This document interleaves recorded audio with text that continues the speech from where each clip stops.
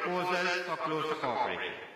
Two of the areas requiring efforts will be, first is the establishment of an Indian Ocean Assembly, an assembly which brings together inter area heads of state and government, leaders of political parties, officials, academics, intellectuals, non-government sector, cultural and commercial leaders, media representatives, youth groups, in order to recommend measures for consideration by the Indian Ocean region. Secondly, a program for cooperation in education and human capital development. This single measure will make a significant contribution to the rapid development of the region.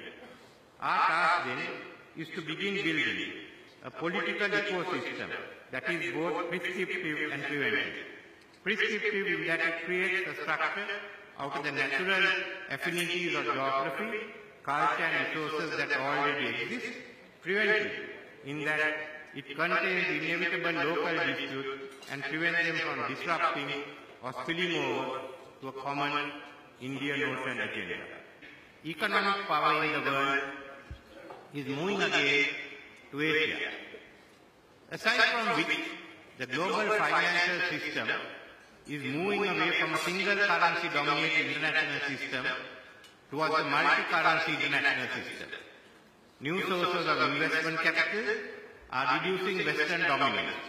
New consumer markets and the expansion of the Asian middle class are changing the traditional focus of markets. Several megatrends are also poised to enhance this shift.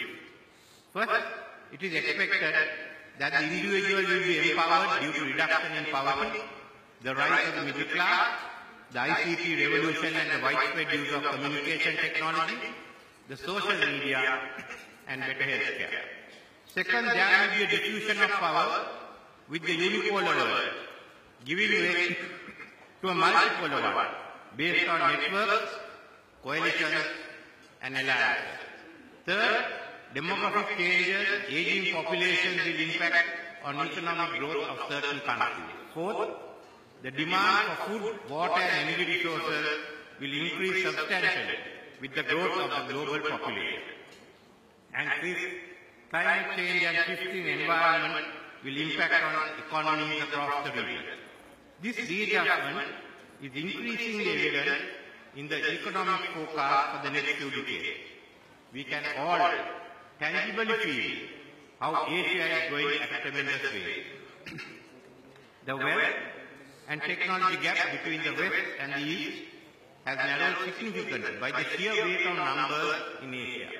So it is possible to argue that the Indian Ocean region has an extraordinary opportunity to create something new in the global context and something historically uniquely beneficial to its people. Already, the ASEAN nations are on lessons in the eastern side of the Indian Ocean. We have similar governmental institutions and commercial practices. The English language is a linked language. We have a huge cohort of youth, more regionally conscious than their parents. We also have a lot of work to do in bringing these two groups together. More frank, in-depth discussions, ongoing dialogue at the highest levels. We must not allow the internal disputes and differences of these multilateral organizations to impede the collective relationship between the two groups. It offers a flexibility which we must utilize to determine the regional order. We must commit ourselves to an order based on the rights of all states to the freedom of navigation, the unimpeded lawful maritime commerce and oversight. Our own futures and the futures of our extra-regional partners are therefore heavily invested in how strategic security is managed in the region. It is time for Indian Ocean countries, especially Asian nations, to take the lead in determining their own future.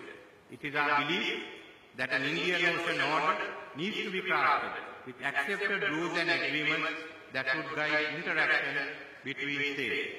This order needs to be built on a consensual agreement and no singular state to dominate the system. The Indian Ocean Order would have the primary responsibility of upholding the freedom of navigation in the Indian Ocean, and in particular establishing a strong humanitarian assistance and disaster management mechanism to deal with natural and man-made disasters. Today, the Indian Ocean Rim Association is not an effective force and has fallen short of expected levels of delivery with regard to regional cooperation. It is dormant when the strategic concepts concerning the Indian Ocean are being discussed. What is required at the start is a dialogue between SAARC and ASEAN leaders. Indonesia and ASEAN members, also the current chair of IORA, can initiate this dialogue, spanning the IORA and all the interested nations and middle powers. The final objective will be the agreement of an Indian Ocean order, a settled arrangement guiding the interaction between the states to ensure the safety and security of the Indian Ocean and its lanes of communication. An order established by consensual agreement for a peaceful maritime security space and the strengthening of maritime security cooperation for mutual benefit.